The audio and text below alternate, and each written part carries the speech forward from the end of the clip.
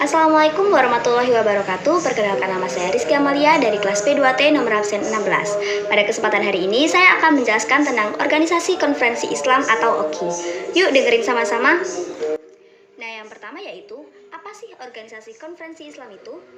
Organisasi Konferensi Islam atau Organisasi Kerjasama Islam adalah sebuah organisasi antar pemerintah dengan 57 negara anggota yang dimana masing-masing anggota itu memiliki seorang perwakilan tetap di Perserikatan Bangsa-Bangsa atau PBB dan Uni Eropa. Lalu yang selanjutnya yaitu latar belakang didirikannya OKI. Pembentukan OKI sendiri itu semula didorong oleh keprihatinan negara-negara Islam atas berbagai masalah yang dihadapi oleh umat Islam, khususnya setelah terjadinya pembakaran sebagian Masjid Al-Aqsa pada tanggal 21 Agustus tahun 1969.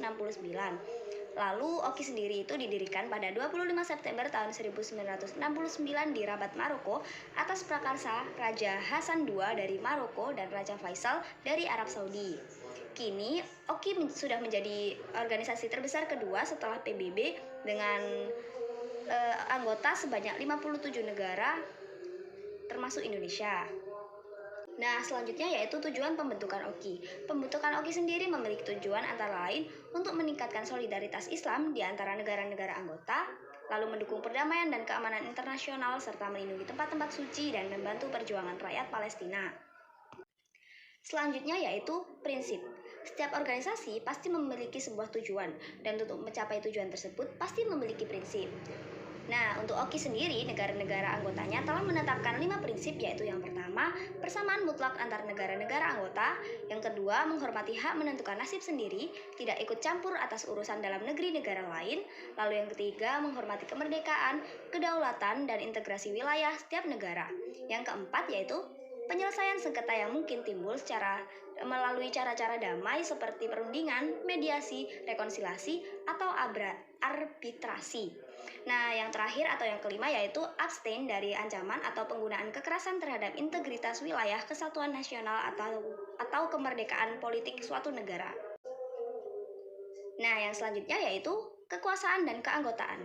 Untuk kekuasaan sendiri, konferensi para kepala negara atau pemerintahan atau konferensi tingkat tinggi atau KTT merupakan badan otoritas tertinggi dalam organisasi.